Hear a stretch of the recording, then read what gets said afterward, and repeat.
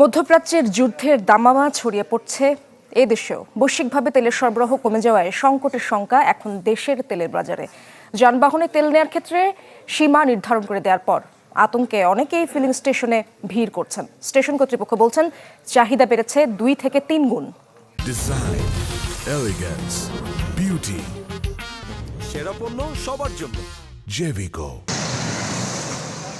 Filling station Asad গেটে, কিন্তু অপেক্ষমান যানবাহনের সারি পৌঁছেছে জিয়া উদ্যান হয়ে বিজয় সরণি মোড় পর্যন্ত।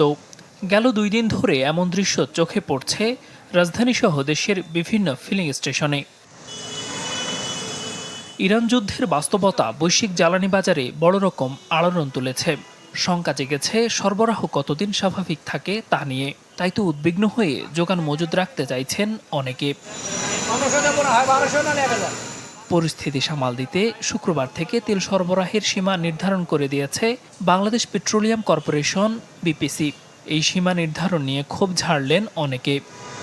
জিয়া উদ্যানের গেট থেকে সিরিয়াল দিচ্ছি, সকাল 9টায় মাত্র পাম্পে ঢুকলাম। এরকমের হইলে আবার বলে 1000 টাকার তেল দিবে। এখন তেল নিয়ে গাজীপুর যাবো, আসবার সময় আমি আবার তেল পাবো কোথায়? আবার যদি এরকম লাইনে দাঁড়াতে সারাদিন শেষ। চীনের মজুদ আছে 8 মাস, ভারতের মজুদ আছে 2 মাস, আমাদের মজুদ ছিল শুনলাম যে 14 দিন। দীর্ঘ সময় অপেক্ষার পর তেল না পেয়ে বিরক্ত আর হতাশা চরমে উঠেছে অনেকের। ব্যর্থ হয়ে ঘুরছেন এই ফিলিং স্টেশন সেই ফিলিং স্টেশন। বিভিন্ন পাম্পে গেছি, তেল দিচ্ছে না। তালতলা পাম্পে গেলাম, শেরবারা পাম্পে গেলাম, ওখানে তেল নাই।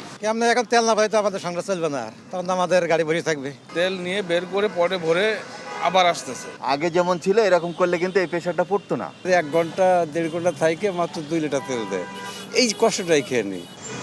পরিস্থিতি সামাল দিতে হিমশিম অবস্থা ফিলিং স্টেশন কর্তৃপক্ষের।